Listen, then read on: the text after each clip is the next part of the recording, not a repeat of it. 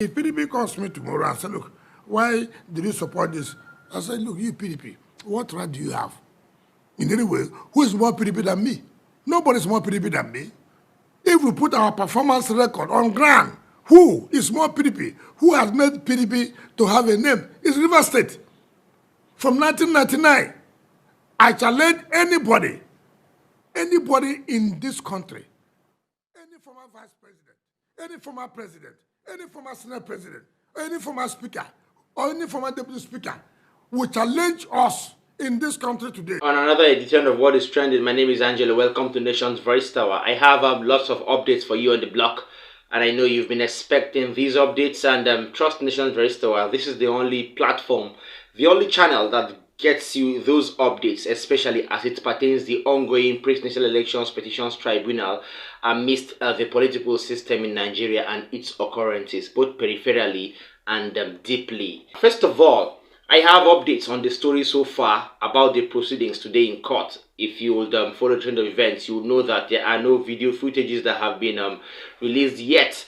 And of course, no media devices are allowed in court. But that doesn't stop us from getting our news straight from the court and straight from our correspondents. Okay, yes. As regards to today's proceedings began at about 9:40 a.m. with the Labour Party bringing a massive collection of evidences and two whooping HD televisions to play video evidences. Labour Party lead counsel leading proceedings today, Nyesom Wike, senior advocate of Nigeria, and Pin Ikweto, also a senior advocate of Nigeria, presented the first witness for the day. The first witness, I beg your pardon, was a professor of mathematics from the Nnamdi Azikiwe University, one Professor Eric Yu of Edu. Now, respondents objected, stating that they were just served the witness statement during the morning hours. That was okay. Now, Labour Party attempted to make corrections on the witnesses' statements under oath, but it was objected by the respondents, stating that they should be withdrawn and amended and also retendered. However, the court admitted and said whether there is an oath or not, the witness can make a little change to his statement. Yes, and another development, 18,088 blood polling unit results were tendered, opposed by respondents, although and admitted by the Honorable Court. Furthermore, letters of engagement and subpoena from second petitioners to the witness were all tendered. And then we have furthermore that a second witness, one Mr. Lumie Idevbie, one who is a second witness of the proceedings today, and is also a staff of Arise TV, was called up, and there was no objections whatsoever by the Honorable Court on his subpoena, and the court admitted after tendering his subpoena document. Now, a flash drive brought by the second witness containing video evidences was objected by the respondents but admitted by the court. This is positive for Labour Party and Peter Obi. Now, respondents didn't object to the video being played. Okay, the 10 minutes video was that of the Independent National Electoral Commission Chairman, Professor Yakubu Mahmood, speaking at the Chatham House about elections and beavers. Okay, now the court adjourned proceedings till tomorrow, Friday, June 16th, 2023 by 9 a.m. This is the story so far as regards the hearings in court today, and I ask and plead that you keep a date with us tomorrow as the court case has been adjourned. So I will bring you more updates about the court session and what is going on in the ongoing presidential elections petitions tribunal at the Court of Appeal. Okay, on the issue pertaining to the alleged frank admission by Senator Bulkachua about the issues surrounding election matters tribunals and so on involving his wife, lawyers have sought the trial of the senator. Over time, the Nigerian Bar Association has called on the Nigerian Police Force and the Anti-Corruption Agency, as well as the Independent Corrupt Practices and Other Related Offences Commission, ICPC, to arrest with the view of interrogating and possible prosecution of Senator Bulkachua for the alleged influence of the cause of justice, especially in election matters. The Nigerian Bar Association hierarchy, headed by one barrister Yakubu Makio, senior advocate of Nigeria, had already registered his disappointment and displeasure at the Judicial Council over the disgusting conduct of Justice Zainab Bulkachua. Arise News analyst Dayo Shobuwale has this to say over the whole issue and the whole saga over time, and he has explained outrightly his own stand on what he feels should happen to Justice Zainab Bulkachua as well as her husband. Of course, he's an analyst, so he should know better and give us a better insight and view on the whole thing as an overview, and then what he feels is the best stand of the government, the NBA, the Nigerian Backbenchers Association, and the Judicial Council. Watch Dayo Shobuwale analyze to a great degree this occurrence. Stay tuned. Let me first of all declare my sympathy for the wife. The retired judge who retired in 2020 and must have been enjoying her retirement until this matrimonial outburst on the Senate, on the floor of the Senate. Aside from the sympathy, my job here is to analyze what transpired. This looks like fiction, but it is very real, very, very real, because we all had him. The man in full control of his senses and in royal regalia, like a full senator of the republic, uttering what he just said about his wife. What he has said is an assault on the reputation and integrity of the wife as a judge. It's an assault on a separation of powers in the presidential system. Because we practice the presidential system where you have checks and balances. But this elderly senator, in just one fell swoop like that, has violated our constitution. Get me? He has gone, he has declared to us. Somebody called him a whistleblower. I don't see him as that. It's worse than that. He has declared on the floor of the Senate, where they make laws, where they make bills and make laws, that he has interfered in the interpretation of the law, in the judiciary, in his own house. And he has used that influence to favor his fellow politicians and legislators. It is a constitutional violation.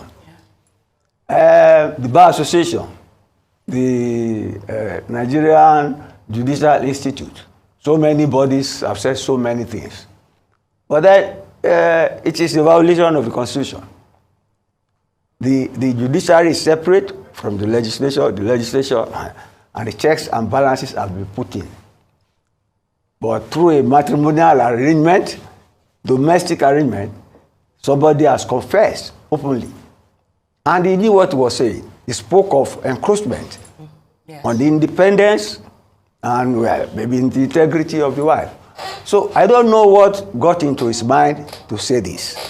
Obviously, he has a grouse about his carpet crossing from PDP to APC. He still has that grouse with APC because he was saying it that he knows they don't like his crossing over. But what has that got to do with the integrity and reputation of the wife who has just retired? The woman has retired.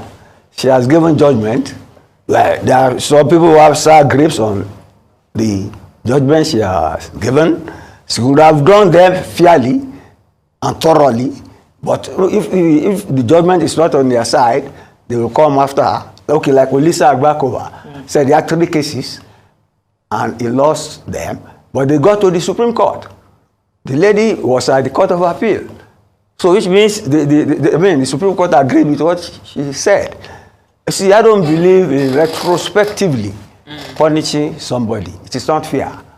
The woman has done a bit, she has gone. What the judiciary should do is to put the house in order. Call their judges to order. Okay, welcome back. If you're just joining us, this is still Nation Voice Tower, your most preferred YouTube channel. Before I go further, I would urge our incoming and already existing subscribers, please tap the subscribe button and don't forget to tap the notification bell so you will get an update or you will get a notification anytime we drop new content, because these particular actions, as well as you watching this video till the end, and then I'm dropping a comment for us in the comment section, and then liking this video anytime, any day. And finally, sharing the video to people around you and people far away from you in WhatsApp groups, other social media platforms, and so on. Make YouTube to actually front our video and make it go viral to a high degree. So we're here because of you. You have to be here because of us.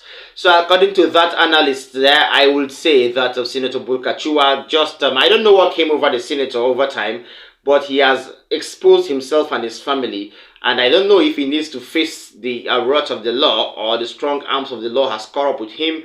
But I would say that Justice Zainab rather has retired, okay, and over her 8 years at the Court of Appeal as president, she presided over lots of tribunals, okay, and some of these cases were taken to the Supreme Court when there were no satisfactory verdicts given at her own level. So it doesn't really mean that she should be disqualified or she should be called back to service and indicted. No, I believe the Nigerian Bar Association should allow her go with that. Let's believe she has gotten away with that because lots of water have passed under the bridge already, and it can't be breached at this ninth hour, okay, or at this 11th hour. So I would urge the Nigerian Bar Association, as well as the Judiciary Council, as well as the Backbenchers Association, to please caution all its judges in the judiciary for to avoid this sort of mistake happening in the near future. That is my take on that.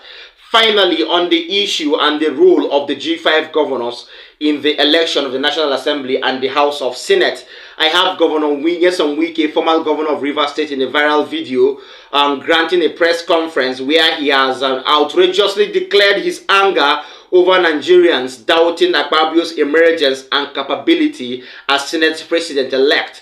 Now, Wike also spoke about his alleged and purported friendship with Senator Godswill Akpabio and Abdulaziz Yari, former governor of Zamfara State, who also vied for the seat of the presidency together with Godswill Akpabio. He also spoke about the support that the G5 gave to the Akpabio's candidacy and the high-class degree of politics they played during the general elections. These are many more in this brief video by Nyesom Wike. Stay tuned. I'll be back. If PDP calls me tomorrow and say, look, why did you support this? I said, look, you PDP, what right do you have? In any way, who is more PDP than me? Nobody is more PDP than me. If we put our performance record on ground, who is more PDP? Who has made PDP to have a name? It's Rivers State.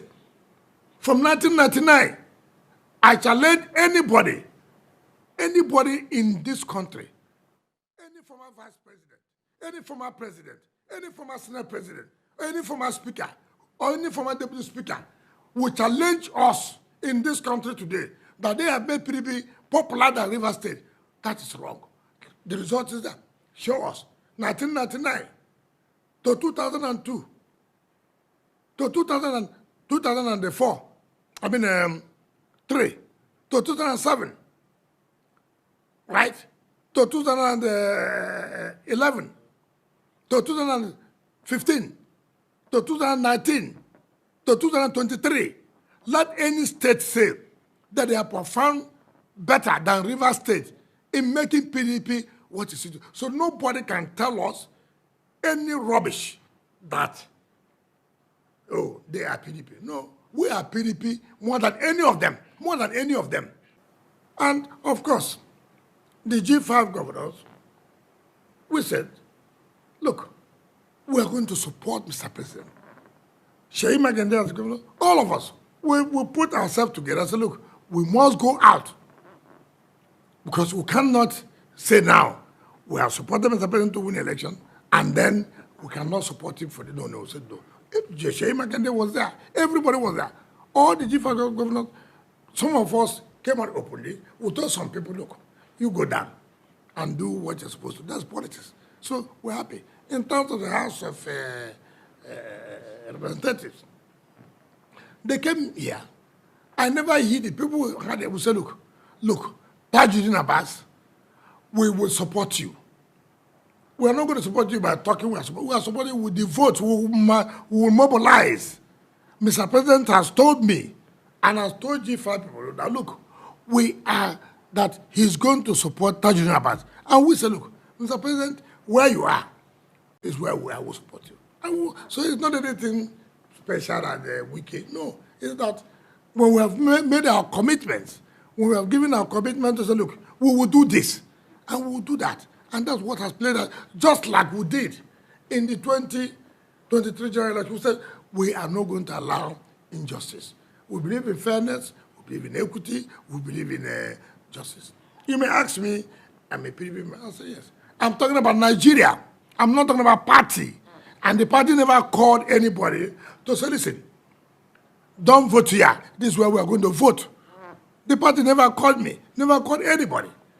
And I challenge any of them to say, look, you called a meeting, and this decision you took.